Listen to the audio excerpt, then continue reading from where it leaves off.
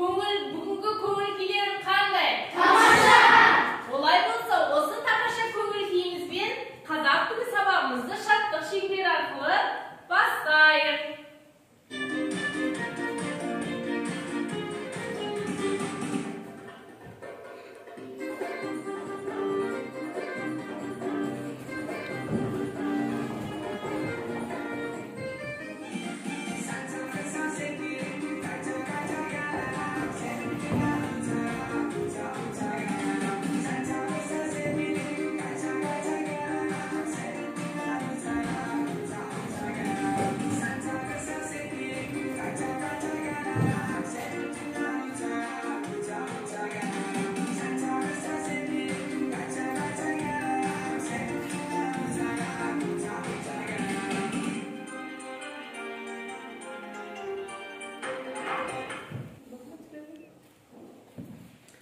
Ал балалар, бүгін бізге поштамызға хат кетті.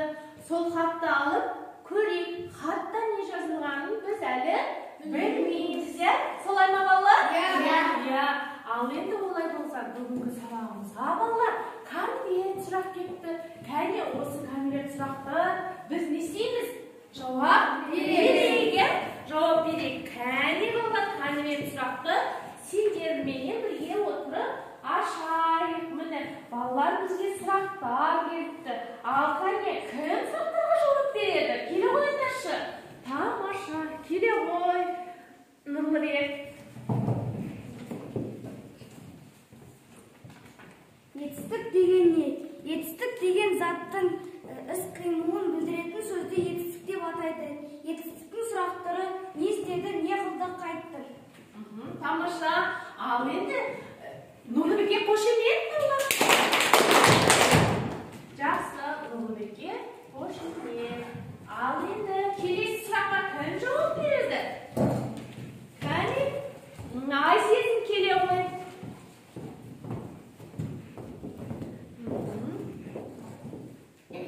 Етістік құрамына қарай нешеге бөлінеді? Етістік құрамына қарай екіге бөлінеді. Дара етістік және күрделі етістік болып бөлінеді. Ал кәне, жақсырақ ой суретіңді. Ал, тамаша, ал келесі. Сұраққа кім жауап береді? Тездетеміз. Келе ғой Тұрдәулет. Келе ғой Тұрдәулет, сұрақтарға жауап берейік. Кәне. Етістік сөйлем мүшесінің қандай қызмет атқарады? Етістік сөйлем мүшесінің баяндаушының қызметін атқарады. Кәне, Нұрдәулетке қошемет. Жақсы, Нұрдәулетке қошемет. Ал тағы да кім жауап береді сұраққа? Жігер келе ғой. Нұрдәулетті бағаладық. Сұрақтарға жауап берген балаларды не істеп жатырмыз біз? Бағалап жатырмыз. Етістіктің жіктелуі деген не? Етістікке жіктік жалғаулары жалғанып өзгеруін етістіктің жіктелуі дейді. Ал енді олай болса, қошемет жігерге. Жігерге қошемет, жігерді де бағалап қояйын. Ал келесі сұраққа кім жауап береді? Іңкәр келе ғой. Іңкәр. Етістіктің тұлғасы қарай нешеге бөлінеді? Етістіктің Тұлғасына қарай туынды негізгі деп бөлінеді. Негізгі етістік, туынды етістік болып бөлінеді. Ал енді балалар, қараңдаршы, біздегі поштадағы конверттен қима суреттен қандай сурет шықты? Тамаша. Олай болса, бүгінгі біздің сабағымыз, бүгінгі өтетін сабағымыздың тарауы ғарыш дегеніміз не? Етістіктің шақтары. Етістіктің шақтары балалар үшке бөлінеді. Етістіктің шақтары балалар нешеге бөлінеді екен? Үшке бөлінеді екен. Осы шақ, өткен шақ, келер шақ. Осы шақ, осы болып жатқан мезгілді білдіреді. Осы болып жатқан өткен шақ, өтіп кеткен мезгілді білдірсе, келер шағымыз алда болар.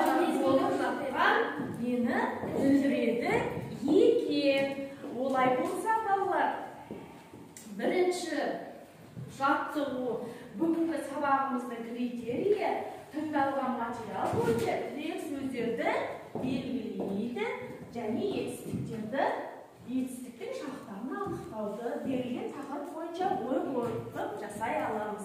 Енді бірінші жаттығу. Мәтінді мұқият тыңдаймыз. Мәтіндегі тірек сөздерді табамыз. Кәне, өздерің оқыңдаршы іштеріңе.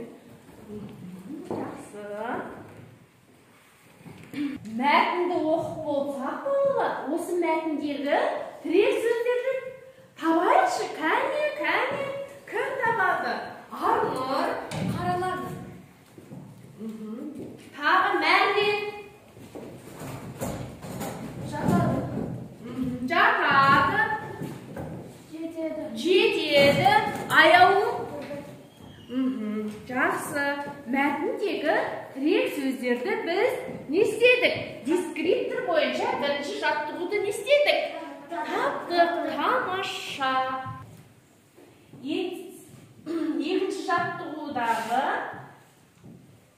етістіктерді тауып астын Нұрсая сізді. Кәне аташмайшы Нұрсая? Аталады, зерттеп отырды, ұшыра бастады. Тамаша.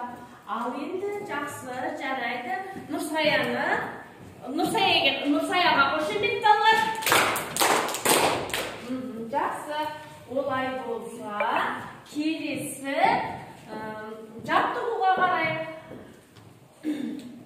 Үшінші жаттығу жұмбақты оқимыз. Айсезім оқи қойшы. Аспанда бір алып құс ызғып ұшып барады, қарап тұрсаң ғажайып, соңында із қалады. Жақсы. Бұл жаттығудың дескрипторы берілген жұмбақтан етістікті тауып, оның қай жақта тұрғанын табуыңыз керек. Кәне, жұмбақтың жауабын табайықшы. Кім айтады? Кәне, Бегнұр? Зымыран. Дұрыс па? Дұрыс. Міне, жұмбақтың шешуі зымыран екен. Ал енді осы жердегі қай жақта тұрғанын айтамыз, Айсезім? Барады осы шақ, қалады келер шақ. Келер шақ. Тамаша. Ал енді төртінші жаттығу. Жаңылпашты қатесіз көшіріп жазып, етістікті тауып, астын сызамыз. Кәне, ал жаңылпашты кім айтады жазуға? Кәне, жігер. Ғашкер ұшты ғашқа, ғашқа ұшты ғаштер. Айтшы ғарыш алыспа. Тамаша. Келесі жаттығуға қараймыз. Төмендегі жұмбақтар мен көмекші сөздерді қай шақта қатысты екенін тап дейді. Кәне, кім шығады? Кәне, Мәрлен келе ғой. Сәйкестендіруіміз керек. Тағы да кім шығады? Жақсы. Келер шақ дейді. Дұрыс. Махмет, Бақбек. Дұрыс. Келесі аяғымыз келе ғой. Сәйкестендіреміз.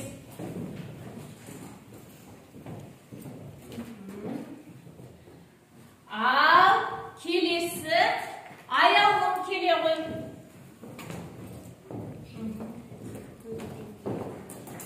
Жақсы. Міне, біз осы шақты не істедік? Осы шақ, келер шақ, өткен шақтарды сәйкестендірдік. Тамаша. Олай болса, қазір алдарында жүкпен жұмыс жасаймыз. Алдарындағы компьютер тұр, сол компьютер арқылы нелерімізді семантикалық карта арқылы жұмыс жасаймыз. Сендерді мен тексеруім керек. Жүкпен жұмыс жасаймыз, балалар. Жүкпен жұмыс жасаймыз. Соны қазір тексереміз. Кәне, жүкпен жұмыс дейді. Жүкпен жұмыс жасаймыз бір-бірімізге.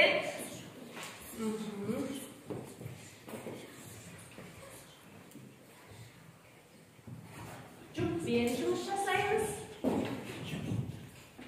Балалар, семантикалық картамен жұмыс жасады, уақыттарың бітті. Ал енді оны тексереміз. Бізге сөйлемдер берілген, жарай ма? Осы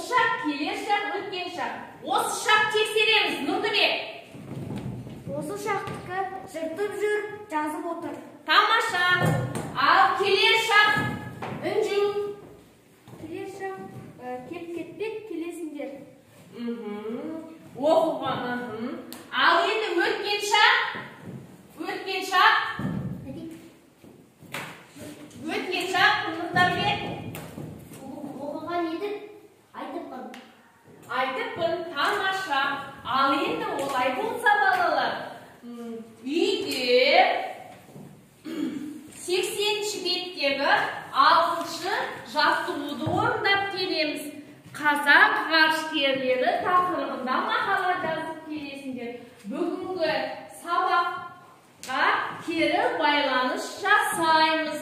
Сендерге алдарыңда 3 гүл берілген. Жарайды ма? Сол гүлдер жақсы түсінгендерің қандай түседі балалар? Жақсы түс. Жартылай түсінгенің сары түс. Ал мүлдем түсінбегенің қызыл түс. Бүгінгі сабаққа кәне балалар кері байланыс жасайық. Тамаша, барлықтарың түсінген екенсіңдер. Сабақ аяқталды. Сау болыңдар. Тамаша. Бүгінгі сабаққа өте жақсы қатыстыңдар. Өздеріңді бағаладыңдар, я? Тамаша. Сау болыңдар.